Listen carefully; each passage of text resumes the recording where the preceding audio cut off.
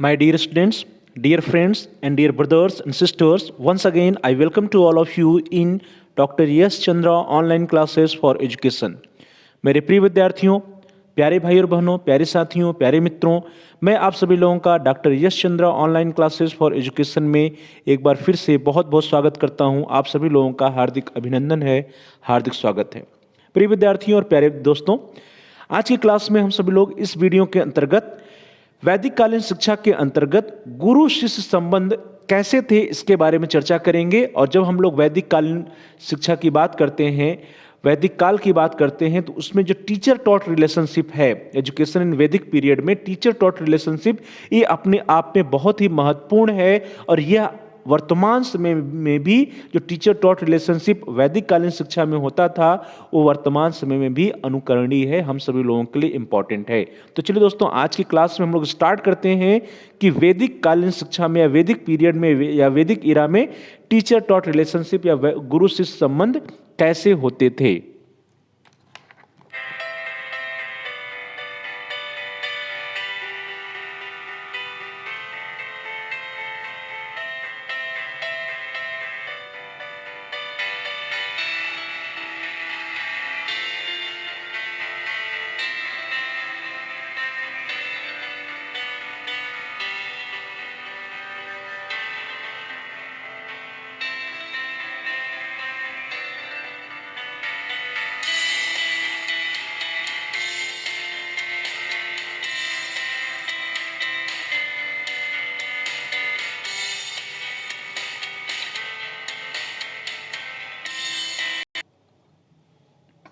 मेरे प्रिय विद्यार्थियों, जब हम लोग वैदिक कालीन शिक्षा प्रणाली की बात करते हैं, तो वैदिक कालीन शिक्षा प्रणाली में जो टीचर टॉट रिलेशनशिप था या गुरु शिष्य संबंध था, ये अपने आप में बहुत ही इंपॉर्टेंट था। और बहुत ही जो शिक्षक और छात्र के बीच का संबंध होता था, वो आत्मनिष्ठता से परिपूर्ण होता था।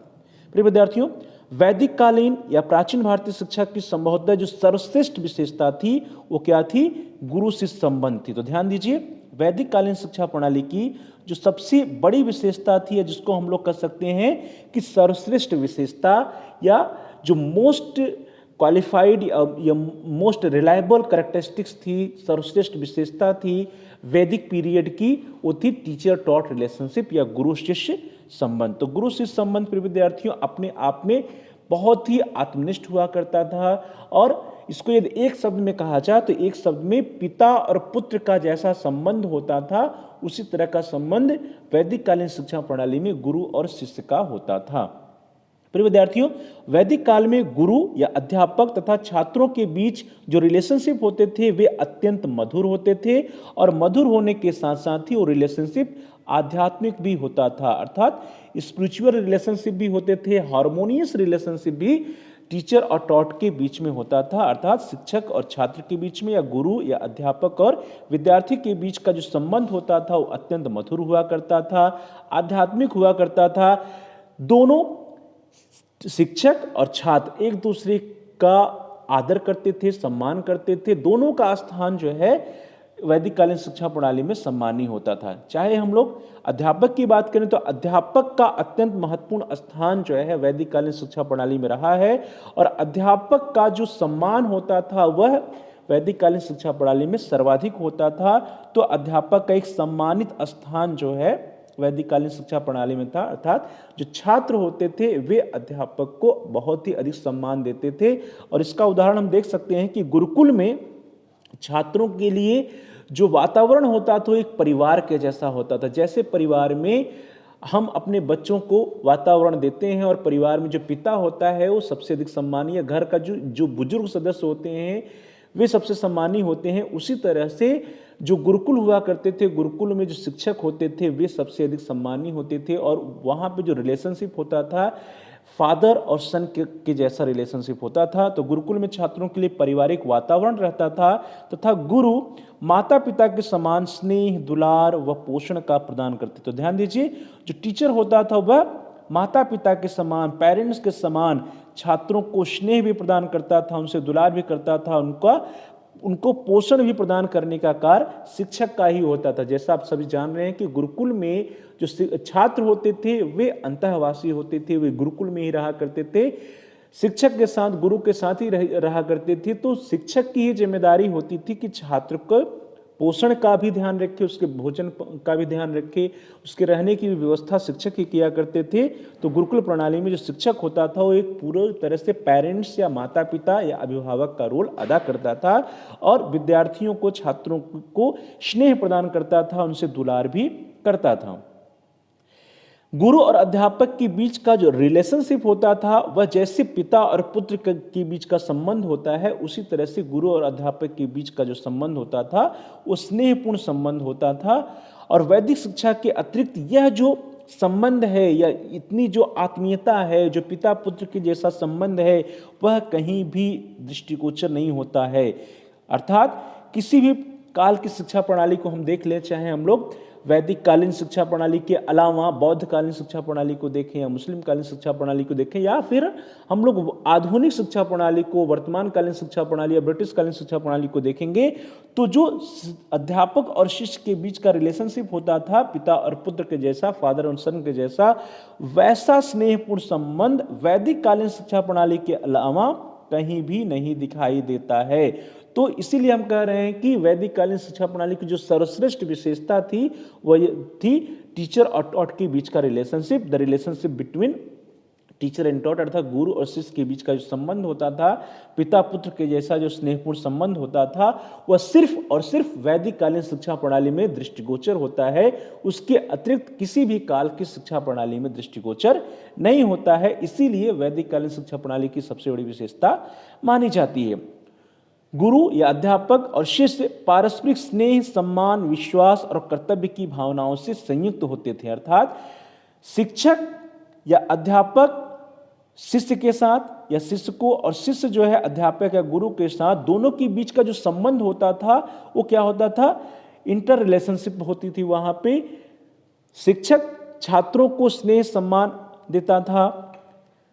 इसी तरह से शिष्य जो होते थे वे भी अपने गुरु को, अध्यापक को पिता तुल्य मानते थे, उनको सम्मान देते थे, उनमें विश्वास रखते थे, और दोनों के बीच का जो रिलेशनशिप होता था वह कर्तव्य की भावनाओं से संयुक्त होता था। तो कहने का अभिप्राय यह है कि शिक्षक का रोल और छात्र का रोल, दोनों का रोल होता था इस जो संबंध है उसको मधुर बनाने में, दोनों जो टीचर और टाट या गुरु शिष्य के बीच का जो संबंध है उसको सम्मानी बनाने में शिक्षक का भी योगदान होता था और छात्रों का भी योगदान होता था।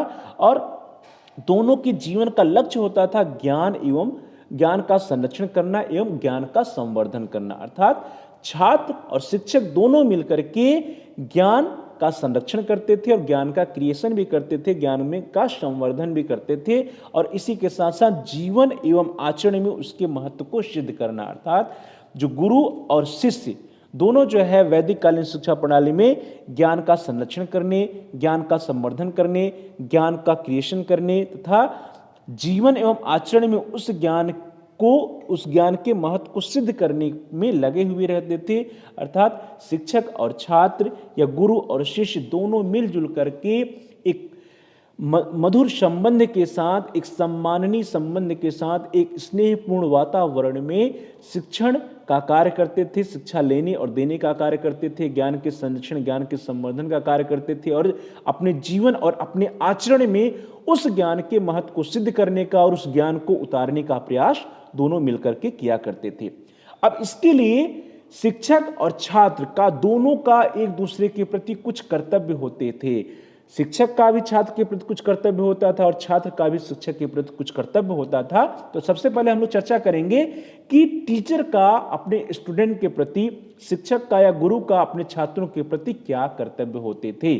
तो सबसे पहले हम लोग देखेंगे विद्यार्थियों की शिक्षक के प्रति छात्र के क्या कर्तव्य होते थे। तो फर्स्ट ऑफ ऑल कि स्टूडेंट्स का, छात्रों का क्या कर्तव्य होता था अपने शिक्षक के प्रति। तो छात्र अपने गुरु के प्रति विनम्र व आज्ञाकारी होते थे।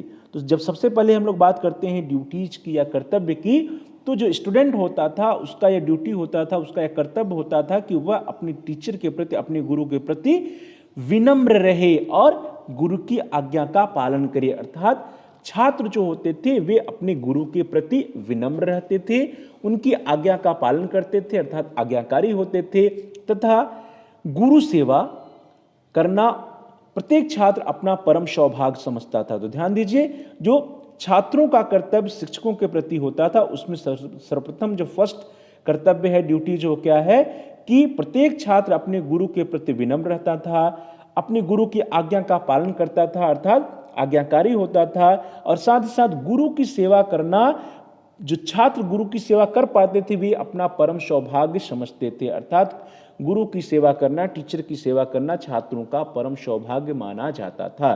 तो यह रहा the first duty of students towards the teacher. शिक्षक के प्रति छात्र का जो पहला इंपॉर्टेंट ड्यूटी जो है या कर्तव्य है। द नेक्स्ट वन इज, छात्र अपने शिक्षक या गुरु का हृदय से सम्मान करते थे तथा उनकी प्रत्येक आज्ञा का पालन करते। जैसा हम लोगों ने पहले भी कहा कि जो छात्र हुआ करते थे वे आज्ञाकारी होते थे, अपने गुरु या अपने टीचर्स की आज्ञा का पालन करते थे, और उसी के साथ साथ हृदय की गहराइयों से अपने शिक्षक का छात्र सम्मान भी करते थे। अर्थात अपने शिक्षक का, अपने गुरु का हृदय की गहराइयों से सम्मान करना भी छात्रों की ड्यूटीज थी, छात्रों का कर्तव्य था।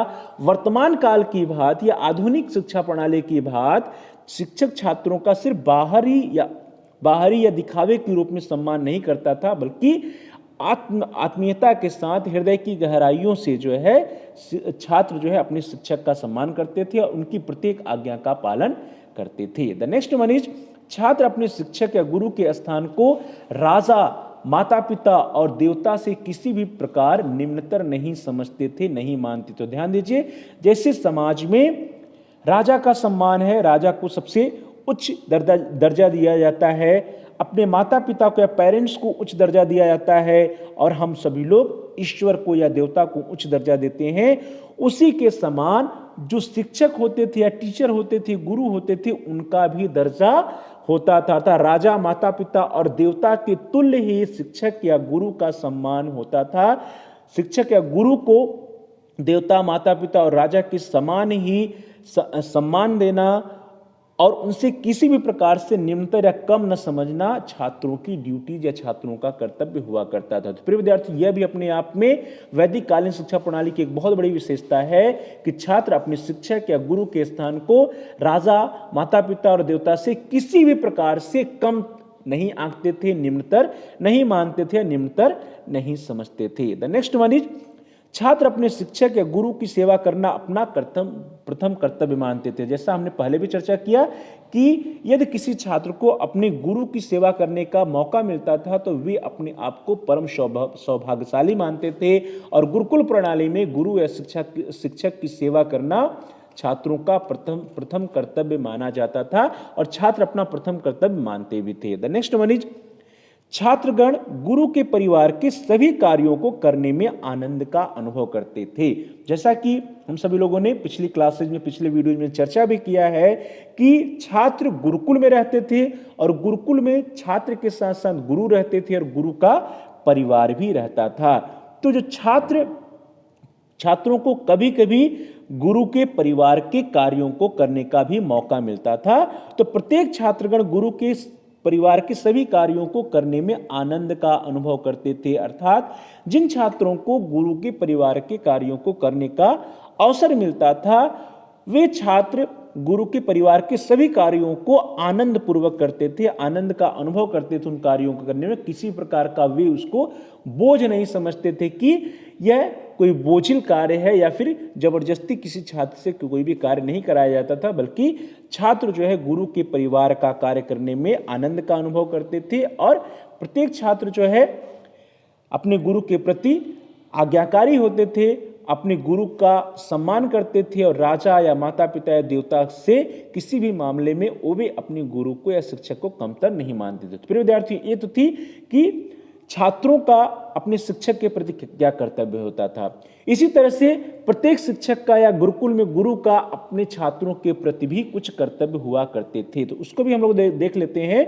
कि छात्र के प्रति शिक्षक के क्या क्या कर्तव्य होते थे। द फर्स्ट वन, जो पहला है, वैदिक ऋषियों द्वारा गुरु को छात्र का बौद्धिक एवं आध्यात्मिक पिता माना जाता था। तो प्रिय विद्यार्थियों, हम लोग ने प्रारंभ में भी चर्चा किया कि छात्र और शिक्षक के बीच का संबंध पिता और पुत्र के जैसा होता था। तो वैदिक ऋषियों के द्वारा जो टीचर होते थे, गुरु होते थे, गुरु को छात्र का बौद्धिक एवं आध्यात्मिक पिता माना जाता था। अर्थात जो शिक्षक होते थे, जो छात्र होते थे, जो गुरु होते थे, वे छात्रों के बौद्धिक एवं आध्यात्मिक पिता माने जाते थे और बौद्धिक एवं आध्यात्मिक पिता होने की वजह से वे किसी भी प्रकार से पेरेंट्स, माता पिता या फिर देवता या फिर राजा से कम नहीं आके जाते थे। तो प्रत्येक शिक्षक का यह कर्तव्य होता था कि वह अपने छात्रों का बौद्धिक और आध्यात्मिक विकास करे। तो प्रिय विद्यार्थियों, अतः गुरु अपने शिष्यों के प्रति अपने पुत्र के समान व्यवहार करता था। ध्यान दीजिए, प्रत्येक शिक्षक जैसा अपने खुद के पुत्र के साथ व्यवहार करता था, उससे कहीं बेहतर या उससे कहीं अधिक या उसी के समान प्रत्येक शिक्षक या गुरु अपने शिष्यों के प्रति भी उसी के समान व्यवहार करते थे। तो गुरु का यह कर्तव्य होता था कि वे अपने शिष्यों के प्रति अपने पुत्रों के जैसा ही व्यवहार करें या अपने पुत्रों के समान ही व्यवहार करें। तो यह प्रथम कर्तव्य हो गया। और यह चूंकि छात्र जो शिक्षक जो है वो छात्रों का बौद्धिक एवं आध्यात्मिक पिता माना जाता था, इसलिए शिक्षक का यह कर्तव्य होता था कि वे अपने विद्यार्थियों का या अपने शिष्यों का बौद्धिक विकास के साथ साथ ही आध्यात्मिक विकास भी करें। गुरु छात्रों के शारीरिक, मानसिक और आध्यात्मिक विकास करने का सदैव प्रयत्न करते थे। प्रिय विद्यार्थियों, जैसा हम लोगों ने चर्चा भी किया था कि गुरुकुल में ऑल राउंड डेवलपमेंट की बात की जाती थी, सर्वांगीण विकास की बात की जाती थी। तो जो टीचर होते थे, गुरु होते थे, वे अपने विद्यार्थियों के, छात्रों के शारीरिक विकास, that is physical development, mental development या मानसिक विकास, आध्यात्मिक विकास या स्पिरिचुअल डेवलपमेंट, अर्थात हम कह सकते हैं कि सर्वांगीण विकास करने का सदैव प्रयत्न किया करते थे कि जो गुरुकुल में छात्र हैं, विद्यार्थी हैं, उनका सर्वांगीण विकास कैसे हो सके, उनका आध्यात्मिक विकास, मानसिक विकास, शारीरिक विकास या संवेगात्मक विकास कैसे हो सके। उन बालकों के या छात्रों के या विद्यार्थियों के सर्वांगीण विकास को करने का प्रयत्न गुरु जो है या शिक्षक जो है सदैव करता रहता था। द नेक्स्ट वन इज, गुरु छात्रों को ज्ञान प्रदान करने के साथ साथ उनके चरित्र उत्थान का भी प्रयास करता था। अर्थात छात्रों के कैरेक्टर डेवलपमेंट या मोरल डेवलपमेंट का प्रयास भी शिक्षक करता था। तो इस शिक्षक का यह कर्तव्य होता था कि वे अपने विद्यार्थियों को ज्ञान प्रदान करने के साथ साथ उनका मानसिक विकास करने के साथ साथ ही छात्रों का चारित्रिक विकास भी करे, चारित्रिक उत्थान भी करे, अर्थात कैरेक्टर डेवलपमेंट या चरित्र का विकास करना भी शिक्षक का कर्तव्य माना जाता था। और चरित्र के विकास करने के साथ साथ ही उनमें गुड हैबिट्स या अच्छी आदतों का निर्माण करना भी शिक्षक का ही कर्तव्य होता था, गुरु का ही कर्तव्य होता था कि गुरु गुरुकुल में अध्ययनरत विद्यार्थियों या शिष्यों का आध्यात्मिक विकास भी करे, मानसिक विकास भी करे और उसके साथ साथ उसका चारित्रिक विकास भी करे और उनमें अच्छी आदतों या गुड हैबिट्स का निर्माण भी करना शिक्षक का ही कर्तव्य माना जाता था। प्रिय विद्यार्थियों, शिक्षक जो होता था गुरुकुल प्रणाली में या गुरु जो होता था वह छात्रों के प्रत्येक प्रकार के या ऑलराउंड डेवलपमेंट या सर्वांगीण विकास के लिए हमेशा प्रयत्न करता रहता था और उसी के अंतर्गत उसका शारीरिक विकास, मानसिक विकास, आध्यात्मिक विकास, चारित्रिक विकास या नैतिक विकास करने का प्रयास करता था और साथ ही साथ छात्रों के अंदर गुड हैबिट्स या अच्छी आदतों का निर्माण करने का भी प्रयास करता था। गुरुकुल में गुरु जो है वो छात्रों के भोजन तथा वस्त्र का भी प्रबंध करता था। प्रिय विद्यार्थियों, जैसा हम लोगों ने पहले भी चर्चा किया था कि जो गुरु होते थे, टीचर होते थे, गुरुकुल में छात्रों के या शिष्यों के माता पिता होते थे और सब कुछ शिक्षा देने के साथ साथ ही उनके रहने का, उनके भोजन का, उनके वस्त्र का भी प्रबंध करना गुरु का ही कर्तव्य होता था। तो छात्रों के भोजन तथा वस्त्र का प्रबंध करना गुरु का कर्तव्य माना जाता था। शिक्षक जो होते थे, गुरु जो होते थे, वे छात्रों के भोजन का भी प्रबंध करते थे और छात्रों के जो वस्त्र होते थे उन वस्त्रों का भी व्यवस्था या प्रबंध करना शिक्षक का ही कर्तव्य माना जाता था। और इसी के साथ साथ यदि कभी गुरुकुल में कोई छात्र बीमार हो जाता था तो गुरु उसकी भी सेवा करते थे और उसकी औषधि की व्यवस्था करते थे। कितनी बड़ी बात है कि गुरुकुल प्रणाली में जो शिक्षक होता था, गुरु होता तो माता पिता का भी रोल अदा करता था और शिक्षक का भी रोल अदा करता था। उसके जो कर्तव्य होते हैं वे शिक्षक के भी कर्तव्य होते थे और माता पिता के भी कर्तव्य होते थे। इसलिए जब कोई छात्र बीमार हो जाता था तो गुरु उसकी स्वयं सेवा करते थे और उसकी औषधि की व्यवस्था करते थे जिससे कि छात्र जल्दी से स्वस्थ हो जाए, शीघ्र स्वस्थ हो जाए। तो जो भी कार्य हमारे माता पिता या हमारे पेरेंट्स करते हैं उन कार्यों को भी गुरुकुल प्रणाली में गुरुकुल में किया करते थे, वे उनका कर्तव्य माना जाता था। प्रिय विद्यार्थियों, अगर इन सभी बातों को देखा जाए तो शिक्षक और छात्रों के संबंध में एक डॉक्टर E.S. अल्तेकर जी का एक स्टेटमेंट है। उन्होंने कहा कि शिक्षक एवं छात्र के संबंध स्नेहपूर्ण तथा घनिष्ठ होते थे और उनके भावी जीवन में भी बने रहते थे। ध्यान दीजिए प्रिय विद्यार्थियों कि यह जो विशेषता है टीचर और टॉट रिलेशनशिप का, शिक्षक एवं छात्र का किस बीच के संबंध का, जो उनके बीच संबंध होते थे, अल्तेकर साहब के अनुसार उनके बीच का रिलेशनशिप बहुत ही स्नेहपूर्ण और घनिष्ठ होता था। और ये जो संबंध होते थे, जो रिलेशनशिप होते थे, वह सिर्फ गुरुकुल प्रणाली में ही नहीं हुआ करते थे, बल्कि उनके भावी जीवन में भी ये संबंध बने रहे। अर्थात जब गुरुकुल प्रणाली में या गुरुकुल से वे शिक्षा अपनी पूरी कर लेते थे, कंप्लीट कर लेते थे, उसके उपरांत भी शिक्षक और छात्र के बीच का संबंध आजीवन बना रहता था। यह गुरुकुल प्रणाली की बहुत बड़ी विशेषता है। तो प्रिय विद्यार्थियों, इस तरह से आज की क्लास में इस वीडियो के अंतर्गत हम सभी लोगों ने गुरुकुल प्रणाली की जो एक बहुत बड़ी विशेषता है, जो एक नायाब विशेषता है, जो कि कहीं नहीं देखने को मिलती है, वो क्या है? गुरु और शिष्य के बीच का संबंध, टीचर टॉट रिलेशनशिप, उसके बारे में हम लोगों ने चर्चा किया और देखा कि शिक्षक और छात्र के बीच का संबंध या गुरु और शिष्य के बीच का जो संबंध होता था वह पिता और पुत्र के जैसा होता था। अत्यंत मधुर और आध्यात्मिक संबंध होते थे दोनों के बीच में। दोनों एक दूसरे का सम्मान करते थे, दोनों एक दूसरे को स्नेह दुलार किया करते थे। पोषण का भी कार्य हो या फिर छात्रों के आवास का कार्य, छात्रों के वस्त्र की प्रबंध करने का कार्य हो, सब कुछ गुरु किया करते थे। गुरु माता पिता का भी रोल अदा करते थे और गुरु का भी रोल गुरुकुल प्रणाली में किया करते थे।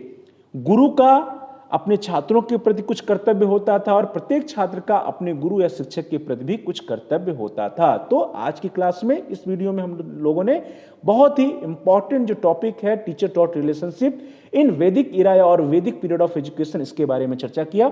आप सभी लोगों का बहुत बहुत धन्यवाद। Thanks for watching, thanks to all of you. Please like, share and comment on the video. प्रिय विद्यार्थियों और प्यारे भाई और बहनों, आप इस वीडियो को लाइक करिए और इस वीडियो को अधिक से अधिक अपने दोस्तों में, फ्रेंड सर्किल में शेयर करिए, जिससे कि आपके फ्रेंड्स भी इस वीडियो का लाभ उठा सकें, उनका भी अध्ययन कार्य सुचारू रूप से आगे बढ़ सके। और साथ ही साथ आप इस वीडियो पे कमेंट्स भी कर सकते हैं। कमेंट्स के द्वारा यदि आपका कोई महत्वपूर्ण सुझाव है या कोई प्रश्न है तो आप हम तक पहुंचा सकते हैं। हम आपके प्रश्नों का उत्तर देने का प्रयास करेंगे, आपकी समस्याओं का समाधान करने का प्रयास करेंगे और साथ ही साथ जो भी आपके वैल्यूएबल सजेशंस आएंगे, उन सुझावों पर, उन सजेशंस पर हम अनुपालन करने का भी प्रयास करेंगे।